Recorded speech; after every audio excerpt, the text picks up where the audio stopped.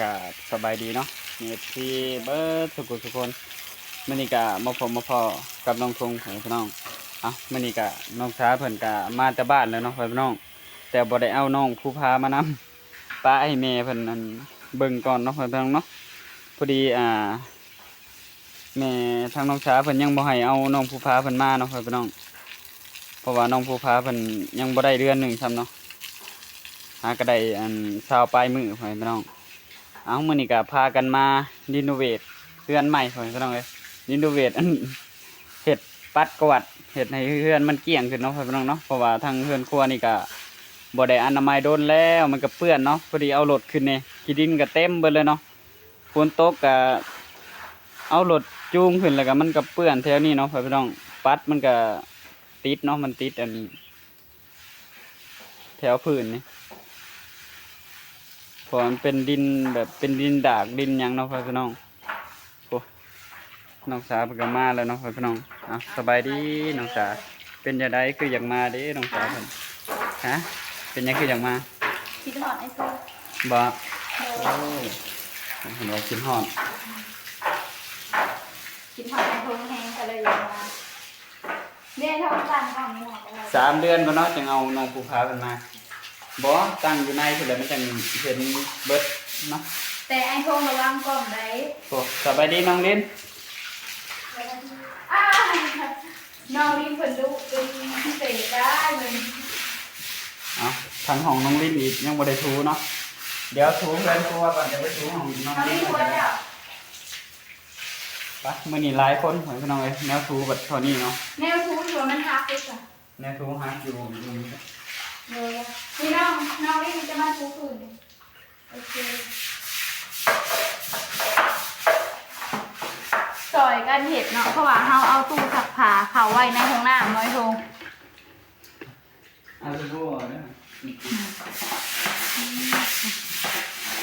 ซอยกันเห็ดซอยกันทูเนาะไอ้ทงเป็นไอ้ทงขอตั้งกล้องไว้อยู่นอกได้บอกตั้งไว้ในแล้วมันแจ้งโดยไอ้ทงคือว่าตั้งไว้ในเนาะมันถึงแจ้งเอาตามไอ้ทงเลยน้องลิงเสียงซอยกันหูซอยกันทูเนาะทางซ้ายเป็นคนชิดหน้าเนี่ยเขาคอยยันกระลาเนาะมาไปชิดหน้าเรามาฉีดใส่ลงน้ำลงเลยแต่ว่าที่ดินมันล้างไป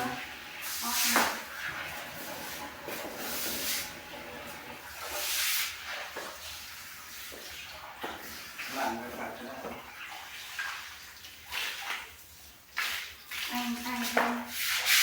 บุกไปหน้าก็ไม่เป็นไรนอนดีดี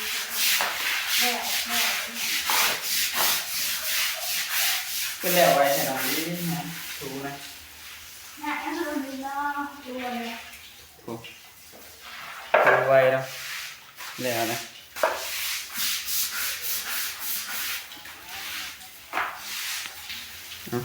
น้องขาผันมามือเดียวกับปัดกวาดน้ำไม้เลยเนาะของน้อง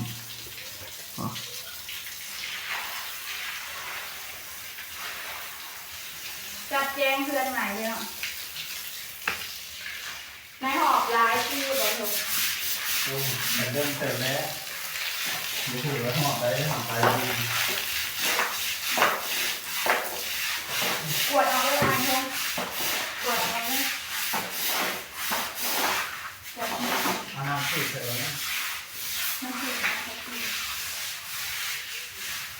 น้ำผิดไหลลงไปเลยน้องเล็กไปเอาไม้พลอยการข้าวมาไหนเอื่อยดู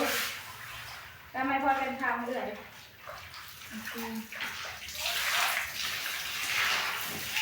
้วลองคาราไอ้ดูคอยนะคือใกล้ไม่ถอยเลยใช่เลยเอาไอ้พวกจะไปกวดบ่กวดน้ำมันปวดจะฉีดขี้ดินหน่อยเพราะว่าฉีดขี้ดินตัวของเธอมีเป็นบ้านนะครับมีขับมือมีอ๋อล้างเดี๋ยวโอ้น้ำค้าน้ำหมิ่นเลยนะกวดเอา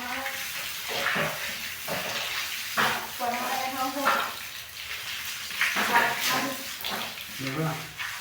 ง่ายนะเราจะฉีดไล่ลองขึ้น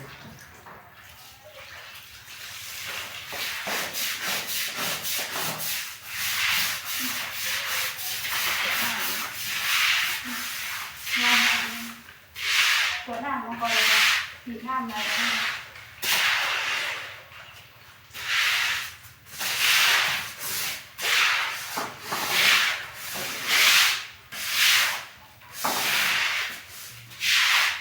ตัวอะไรลองดินเดี๋ยวไปสิบาททำค่ะ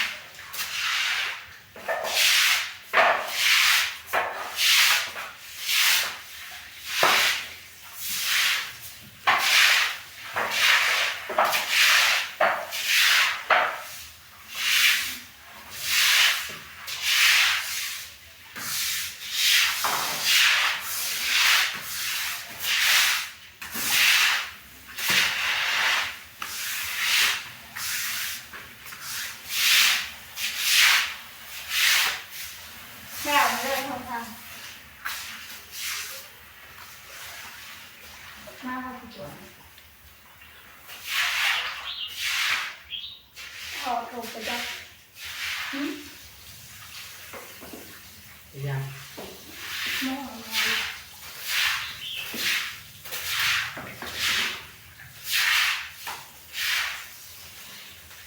ติดเลยข้าวหักกระทูเลยนะข้าวไม่เป็นสีน้ำไล่ออกนะไล่นี่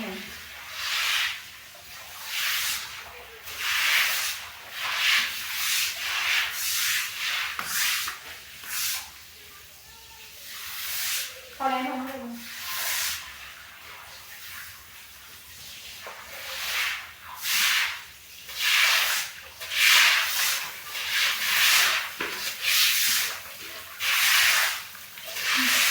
มาเดี๋ยวเขาจะไปล้างหน้า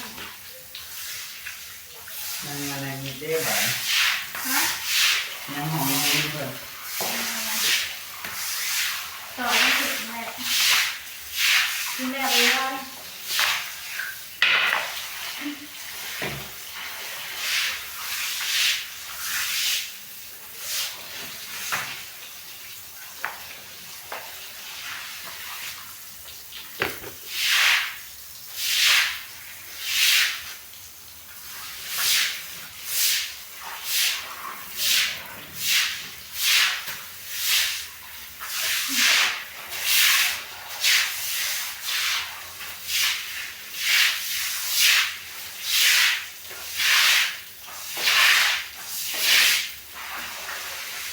เดี๋ยวแรกนะคะขามันแห้งยังเลยไปทางหน่อยเนาะมาเบิ่งเลยผู้ชายโทรกับน้องลินคนน่ะมันอาจจะอันนั้นเนี่ยเด้อเพราะว่ามันถือกับแสงแดดเนาะฟังเขาตั้งกล้องถือกับแสงแดดฟังโอเคจริงไม่เจ๊นะเจ๊นะ ยัง เจ๊นะ จะดูไหม ไม่เอานี่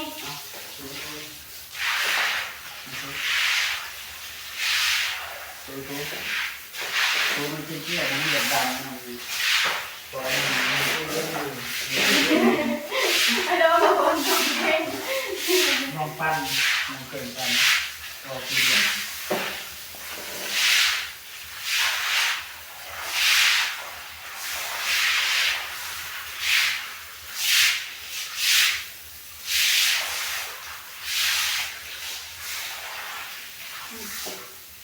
เดียวแล้วเนาะมันมีแต่สีน้ำไหลออกเพราะว่ายังเรือทางห้องน้องลิ้นอีกหน่อยโทห้องน้องลิ้นก็ยังบริปัดปวดเขามีแต่ทูเนาะห้องน้องลิ้นทุกคนไอ้ทูทูสะอาดสะอ้างเลยแบบงามคืองามตาเลยตาเพราะว่าเป็นเขาปวดหนักอ่ะดึงของเลยพวกนี้เขาปวดหนักอ่ะ เดี๋ยวจะเป็นน้องหน้า ไปน้องลิ้นก่อน ดังนะ ให้น้องลิ้นไปล้างห้องน้ำแล้วเดี๋ยวไปตรวจเองก็ได้ให้น้องลิ้นเป็นเขาไปดูห้องน้ำก็ได้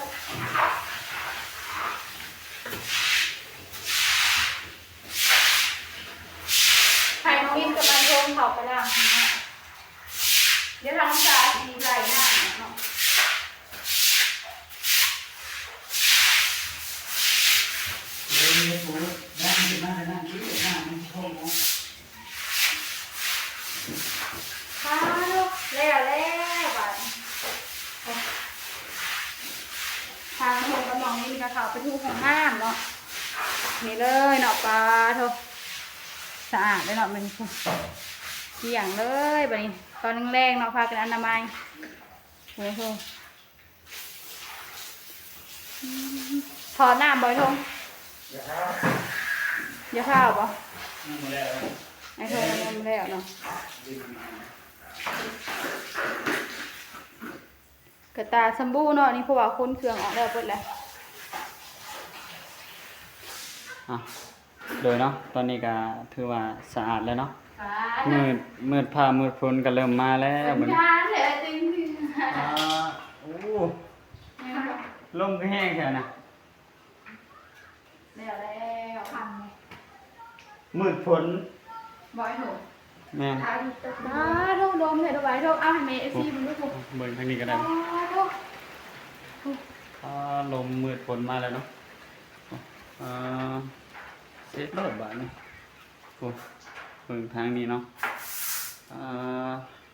มืดฝนมาพอพี่น้อง เก็บออกไปเลยน้องดิน โอ้ดำกำเลย ว้าทุกจะแรงจะแรงจ้ะ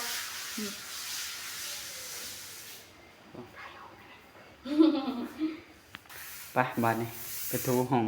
น้องลินเพิ่นต่อ ดูไว้เด้ ไปทูไว้แล้วมันสิค่ำเลยน้องลิน เลยเนาะแน่นทุกพื้นแล้ว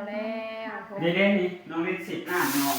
สะอ้างเนาะ นี่เอาแล้วมาสิหน้าน้องหน้ามันข้างนี่ ทำมาแล้วก็พ้นกะชีโต๊กเนาะ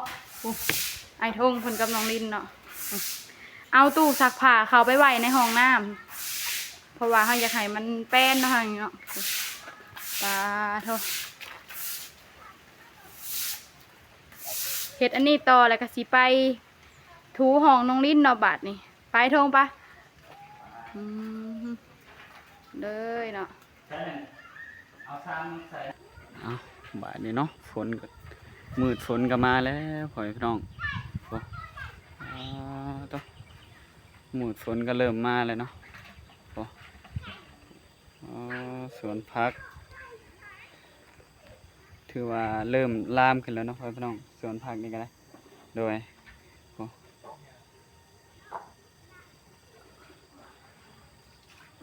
เอาตอนนี้ฝนสิตกมาแล้วเนาะเดี๋ยวสิพากันอนามัยแถวอันเพื่อนก่อนเนาะนี่เนาะทางเตาแก๊สเนาะพี่น้องลิ้นจุ่มน้ำมาเสร็จเตาแก๊สเนี่ยจักหน่อยเนาะเดี๋ยวสิเข้าไปทูในห้องก็ได้นี่เด้อเตาแก๊สเนาะเอาให้น้องลิ้นเพิ่นเสร็จขี้ฝุ่นออกก่อนเนาะพี่น้องเพราะว่ามันขี้ฝุ่นจับไปแล้วพี่น้องโดยเตาแก๊สกับมันอันนี้มันอยู่ครบเนาะบ่มีอันใดขาดหายเนาะพี่น้อง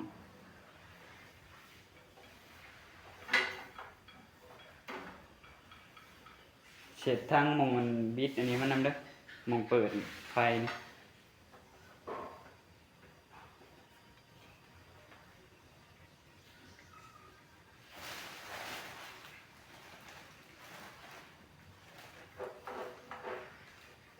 อันนี้บริเสธแบบ อันนั้นมันดำอยู่แล้วบ่เสร็จก็ได้เนาะเสร็จแต่ทางอันนี้ก็ได้เนาะ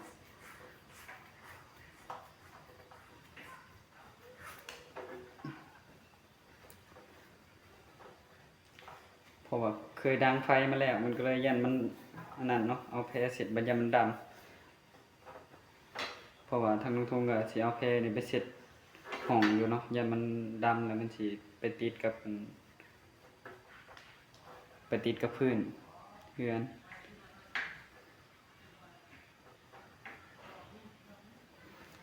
ตอนนี้ก็มืดฝนมานะพี่น้อง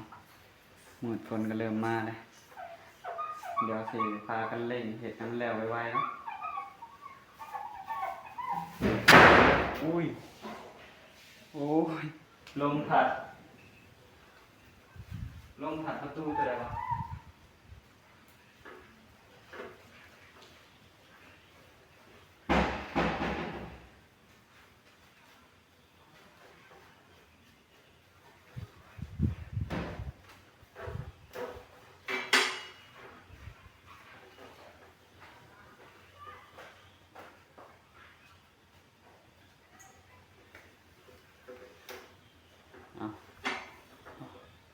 เคพอแล้วน้องเล่นโอ้น้องสาวเพิ่นก็มาแล้วบัด หนาว เป็นไดฝนมืดฝนมาบ่ แม่ลมแม่ อ้าวโหว่าสิเอามันเข้านี่ไปไว้เฮือนครัวแหละ แต่ว่ามันบ่มีถังใส่เนาะพี่น้องเนาะมันยังบ่มีถังใส่เนาะยัน เอาอันนี้ยังบ่คิดอยู่เนาะ ยันหนูขึ้นเนาะเพราะว่าหนูมันหลายอยู่ในอัน ญาติหนูกัดสอบปานนี้ แม่นหนูมันหลายได้ถ้าว่า เอาไปซื้อนั่นมาใส่ทาง เฮาอันปัดกวาดอนามัยบางหนึงนี่ก็หนูเต็มเลยเนาะพี่น้องเพิ่งไล่ออกวางหนึงนี่เลย แล้วก็ถูเฮือนเนาะพี่น้องเนาะ เดี๋ยวข่อยไปเก็บกวาดข้างนอกกันเด้อ เอาให้น้องลินเพิ่นถูเฮือนถูห้องเพิ่นเองเนาะพี่น้อง เดี๋ยว เนาะ ข่อยไปเก็บกวาดข้างนอกเลยไอ้คน โดยเอาโอ้น้องลินเพิ่นสิถูห้องเพิ่นเองพี่น้องเอาเกลี้ยงๆเด้ห้องตัวเองอยู่เนาะน้องลิน เก่งปานใด บ่เกลี้ยงปานใดก็ย้ายไปหม้องใหม่เนี่ยติถูก็ได้พูนน้องลินถูแบบเป็นแถวไปนั่นนะถูยาวมาแบบนี้ดิถูไปพุ่นอ้อมไปอ้อมมาจนถอยออกมาทางนี้เลย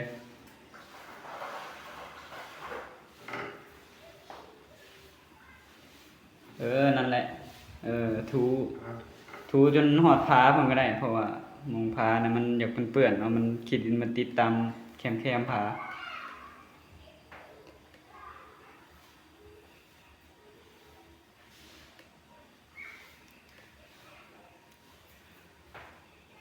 ถูยาวไปหอดผาพุ่นแล้วก็ถูลงมายับลงมาแล้วก็ยาวมาพี่บัดนี้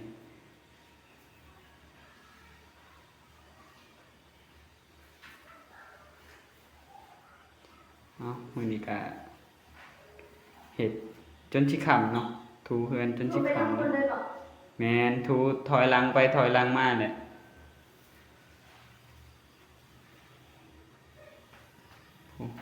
ถูต่อเอากับโต๊ะถูหม้องเก่านั่นแหละ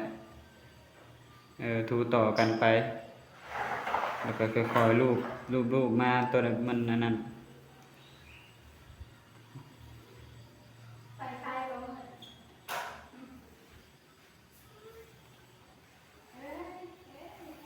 มืดกับฝนว่าซั่น ฝนก็ทั้งอันนั้นพร้อมเนาะทั้งมืดทั้งฝนพร้อมนะครึ้มฝนพร้อมทั้งมืดพร้อมนี่น้องลิ้นนี่มาทูหม่องแจประตูนี่ก่อนบัดนี้น้องลิ้นเพิ่นก็ทูหม่องแจประตูเนาะพี่น้องนั่นแหละแจทางประตูเบิ่งนี้นี่ถูจนโอเคแบบนั้นแหละสะอาด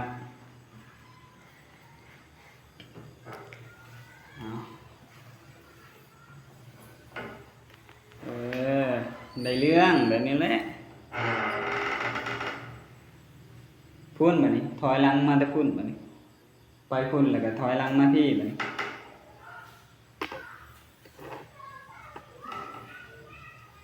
น้องลินเพิ่นใหญ่เป็นสาวแล้วรู้จักอนามัยของตัวเองหน่อยเพิ่นบอกเอง แม่น มาเพิ่นมาให้เขา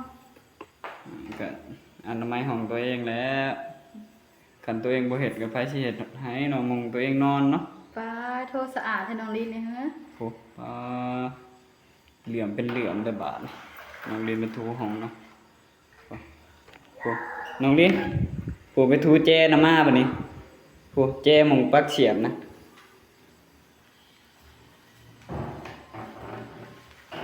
นั่นแหละถูถอยหลังมาบัดนี้